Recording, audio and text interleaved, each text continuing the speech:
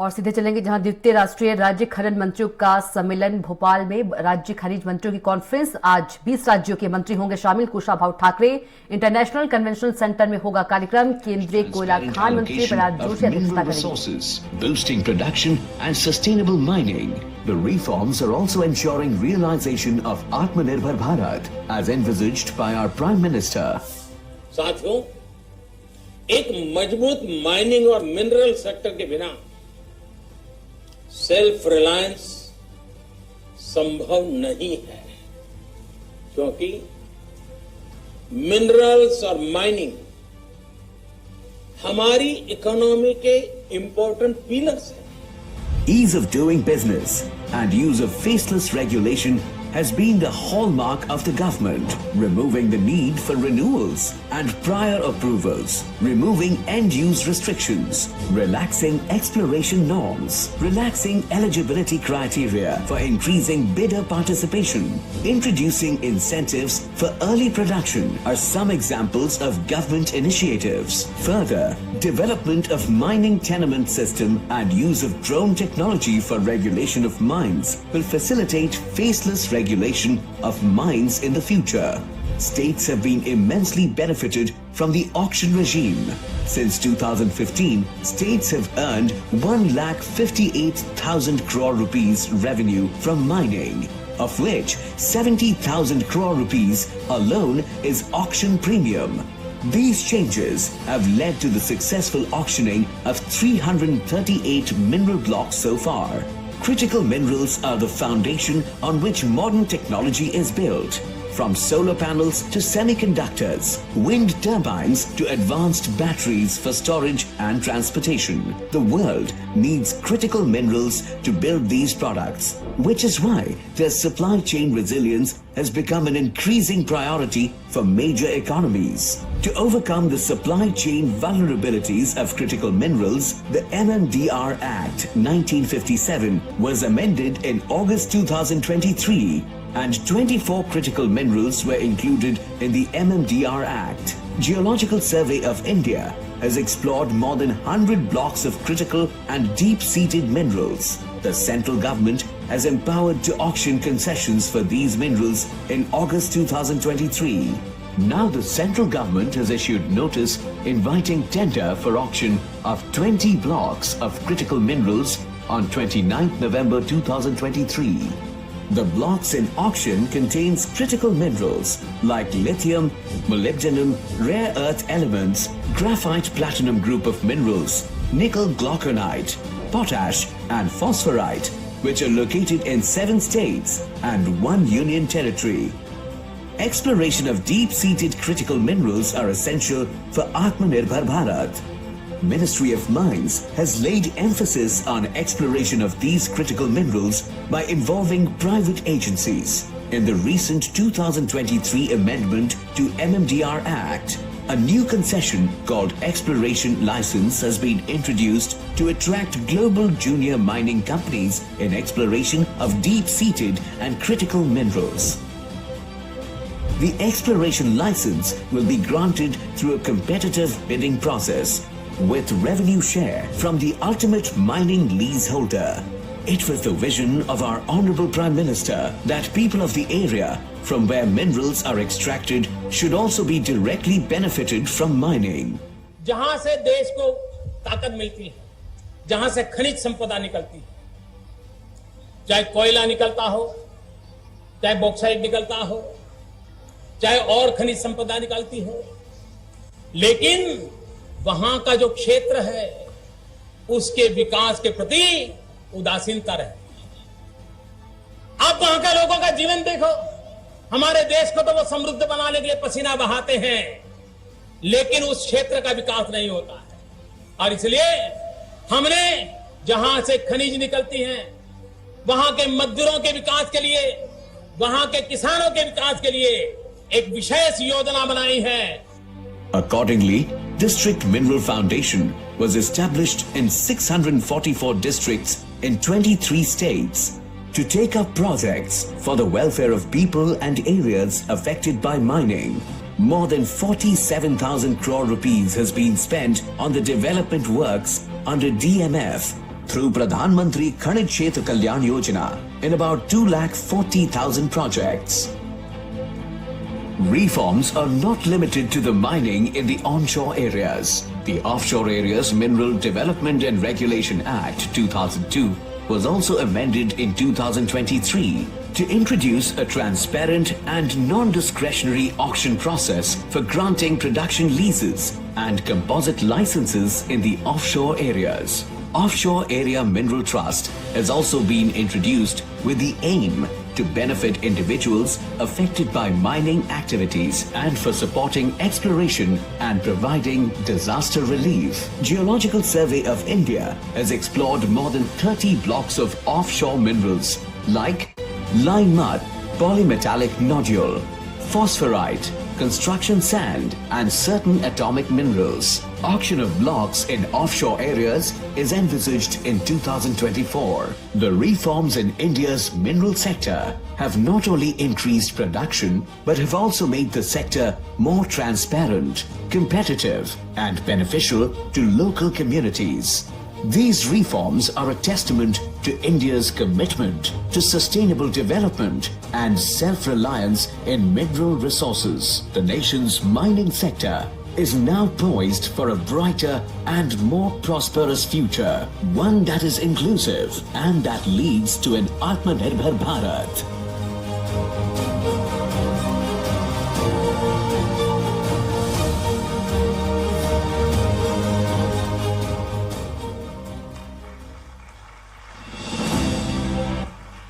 Dhanyavad. Ladies and gentlemen, as we are all aware, after the series of reforms introduced by the central government in 2021, there has been a significant increase in the number of auctionable reports that are handed over to the state government. Continuing the tradition, the Geological Survey of India this year will be handling over a number of geological reports and geological memorandums. The GM and GRS of critical mineral commodities will be handed over to Dr. Veena Kumari D, Joint Secretary and Designated Officer, and the other reports will be handed over to the state governments for auctioning. A total of 87 numbers of reports, which contains 50 G2, G3 reports and 37 G4 geological memorandums, will be handed over across 14 states. Out of the 50 G2, G3 reports, 22 number of reports are for critical minerals and 28 number for non-critical minerals. Similarly, for 37 number of geological memorandums, 5 numbers of reports are for critical minerals and 32 numbers for non-critical minerals. Ladies and gentlemen, I will call the names of the respective states for collecting the reports. May I now request the Honorable Minister of Coal, Mines and Parliamentary Affairs, Shri Prahlad Joshi ji, to hand over the report to the state of Andhra Pradesh. I request all the dignitaries on the dais to please give the awards. A total of 5 G2, G3 geological reports and 1 geological memorandums are handed over to the state of Andhra Pradesh. These reports contain commodities like manganese, copper and lead zinc. मैं आप सभी से निवेदन भी करती हूँ, साथ में यदि आप जोरदार तालियां भी बजाएंगे तो जो लोग ये अवार्ड लेने के लिए आ रहे हैं उन्हें भी बेहद खुशी होगी, क्योंकि ये पल ही ऐसा है।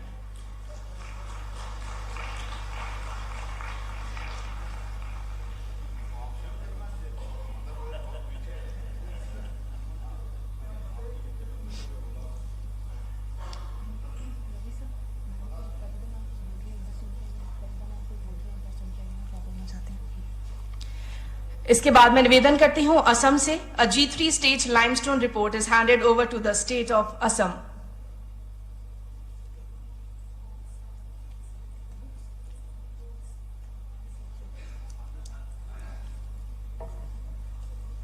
These are the reports which are being handed over. और इसके बाद बिहार से मैं आमंत्रित करना चाहूंगी. A total of 2 G2 3 reports are handed to the state of Bihar. The commodities include gold and iron ore.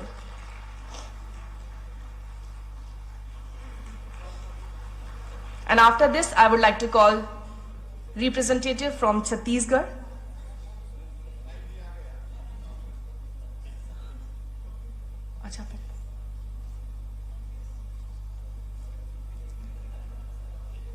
अब बिहार को ये रिपोर्ट्स हैंड ओवर की जा रही हैं। A total of 2 G2 G3 reports are handed to the state of Bihar. The commodities include gold and iron ore.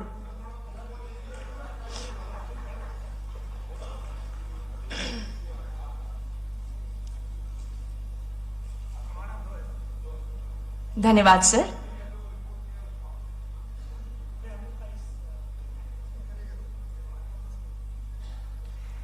धन्यवाद। इसके बाद मैं आमंत्रित करना चाहूंगी छत्तीसगढ़ से 1 G3 geological reports of limestone and 1 G4 geological memorandum on gold is handed over to the state of Chhattisgarh.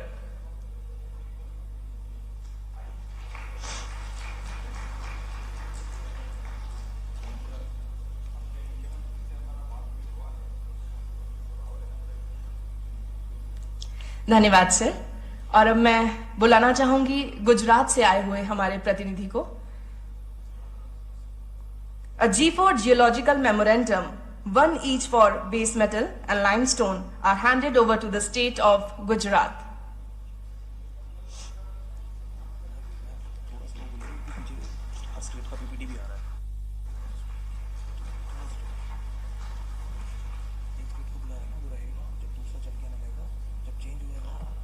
धन्यवाद sir. और अब मैं बुलाना चाहूंगी जम्मू एंड कश्मीर से आए हुए प्रतिनिधि को।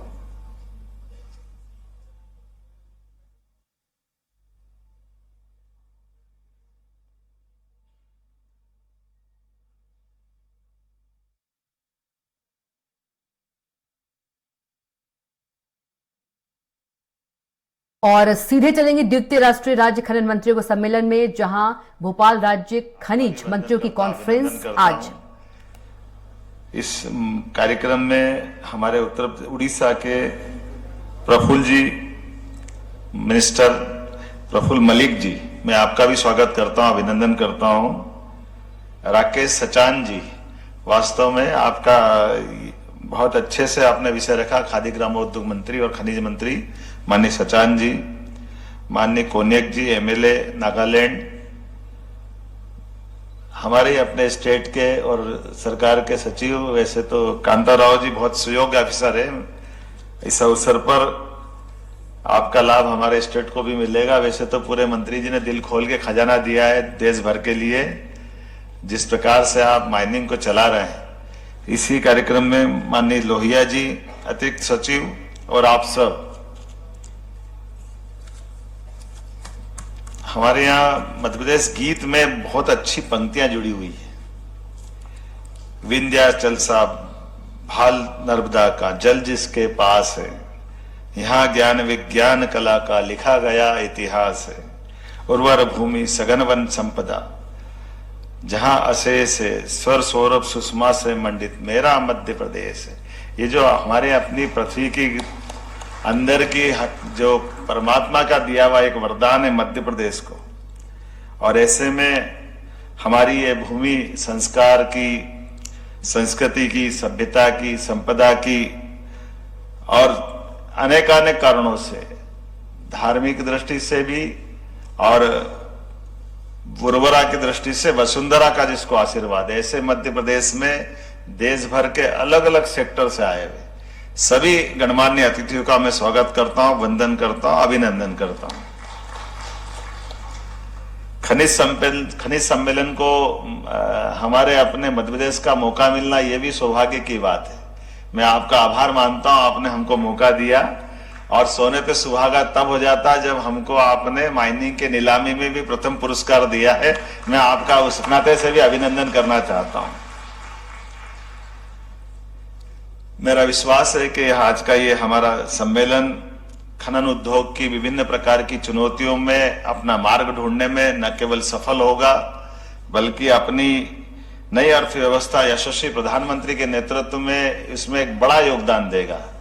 यद्यपि मैं लिखा हुआ तो बहुत अलग लाया था, लेकिन आपसे चर्चा करते करते और कांताराव जी से जानकारी जुटाते जुटाते जिस प्रकार से आपने बात बताई, मुझे लगता है कि आजादी के बाद पहले हमारे आप खनिज मंत्री ऐसे होंगे जिनने बहुत सारे बदलाव करके इस विभाग को आसमान की ऊंचाइयों तक पहुंचाने का प्रयास किया है, जिसके कारण से इसकी एक अलग पहचान बनी। और जिस ढंग से आप बात कर रहे हैं, जिस ढंग से आप काम कर रहे हैं, जिस ढंग से यहाँ एक के बाद एक नए नए प्रकार के, जैसे आकाशवाणी का पंचरंगी प्रोग्राम होता है, हर एक रंग अलग अपना आनंद देता है, अलग एहसास कराता है। मुझे लगता है कि आपकी उन सारी बातों से ही, जब आपने कहा कि हमारे नए रूल्स बनाने की आपने किताब का विमोचन कराया, आपने कहा कि यहीं यहीं आप लगातार एक के बाद रिव्यू करते उस तरह से कह रहे इस सेक्टर को इतनी और ये गुंजाइश हो गई, इस राज्य को ये गुंजाइश हो गई, इसके साथ ऐसी संभावना जुड़ी हुई है।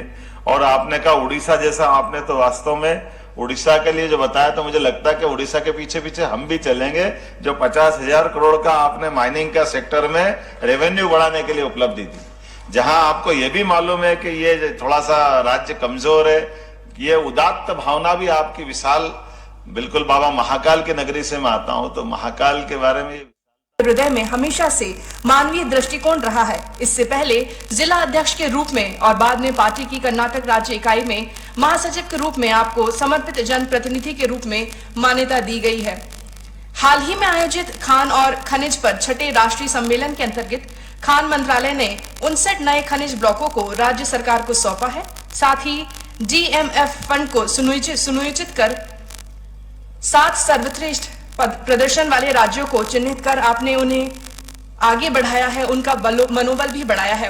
आपके बारे में जितना कहें उतना कम है, क्योंकि माननीय मुख्यमंत्री जी ने भी बताया किस तरह से आप चीजों को देखते हैं और उनको कैसे आप सफल मुकाम मिल सके, उसके बारे में मार्गदर्शन प्रदान करते हैं। मैं निवेदन करूंगी, कृपया जोरदार तालियों से स्वागत कीजिए श्री प्रहलाद जोशी जी, माननीय मंत्री, honourable union minister of coal and mines and parliamentary affairs.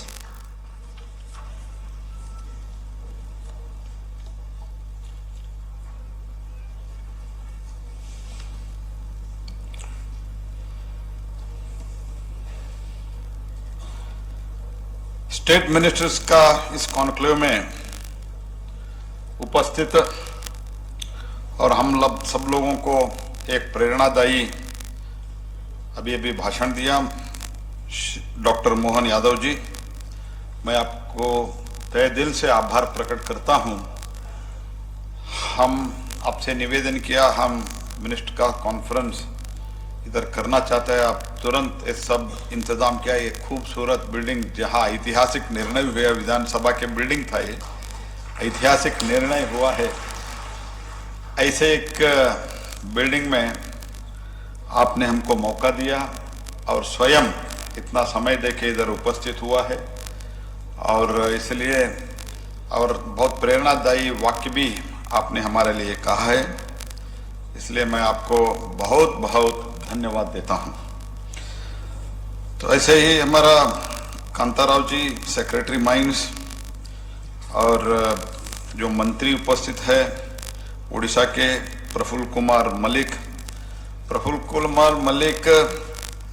तो देखने में तो बहुत सिंपल लगता है, लेकिन बहुत अच्छे काम करते हैं माइनिंग सेक्टर में। तो इसलिए माइनिंग में जो कुछ भी अभी अचीवमेंट हुआ है, उसमें नवीन बाबूजी के साथ इनका भी योगदान बहुत बड़ा है। और SS मल्लिकार्जुन कर्नाटक के मंत्री अभी मंत्री बन गए हैं, और राकेश सचन उत्तर प्रदेश के मंत्री है, और नागालैंड के WC Konyak adviser, mining department के लिए एडवाइजर है, और सभी additional chief secretaries, principal secretaries, directors, बहुत लोग, प्रमुख लोग इधर उपस्थित है।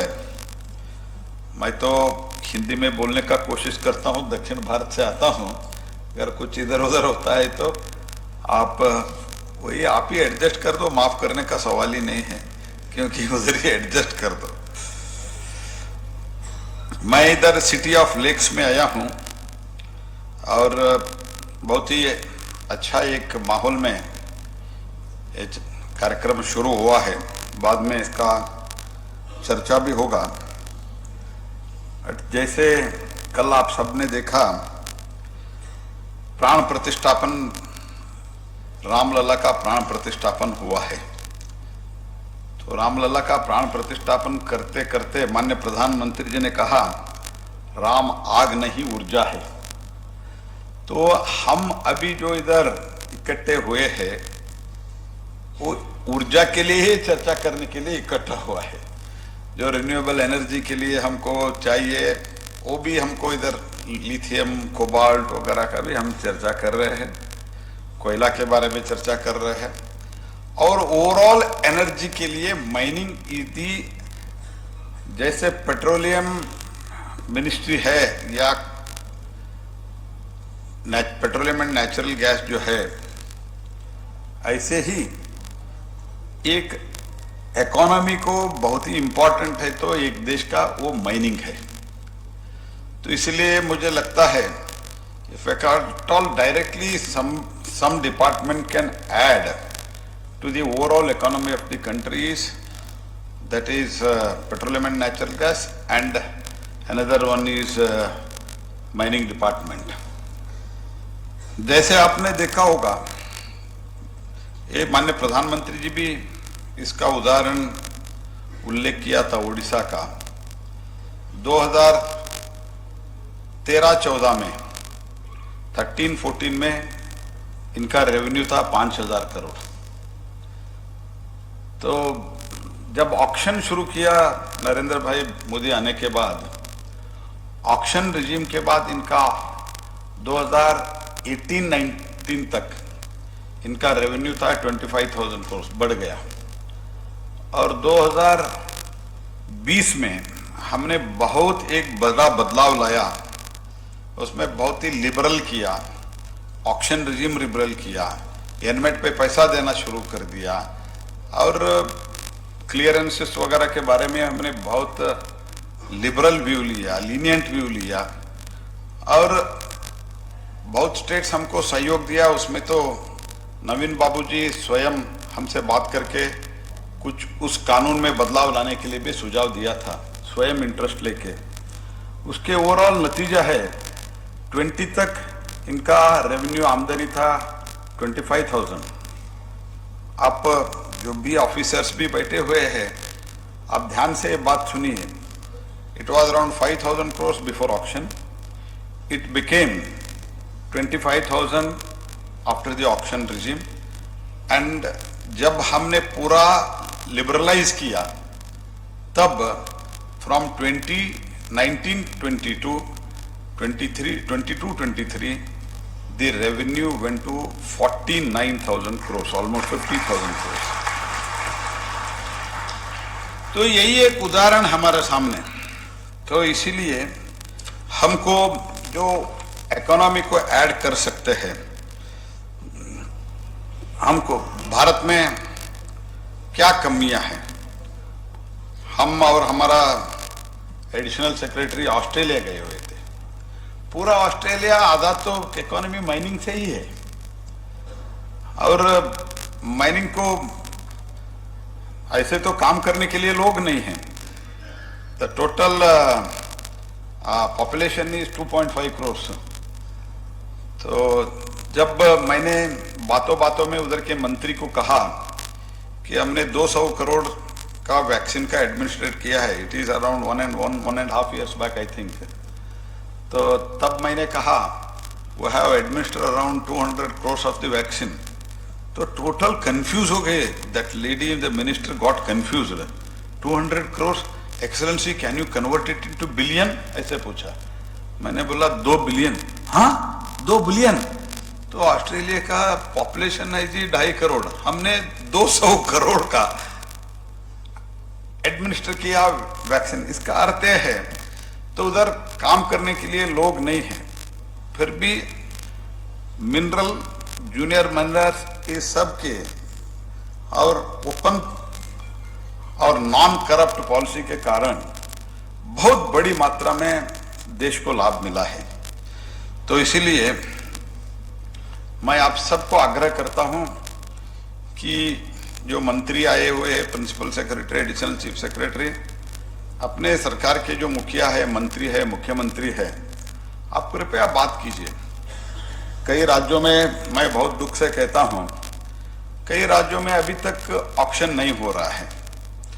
ऐसे तो मैं इस पॉलिटिकल इसमें नहीं कह रहा हूं, कर्नाटक अच्छा किया है, और उड़ीसा अच्छा किया है। इस बार जो total Madhya Pradesh record number of NIT issue किया है, टोटल 51 मिनरल बॉक्स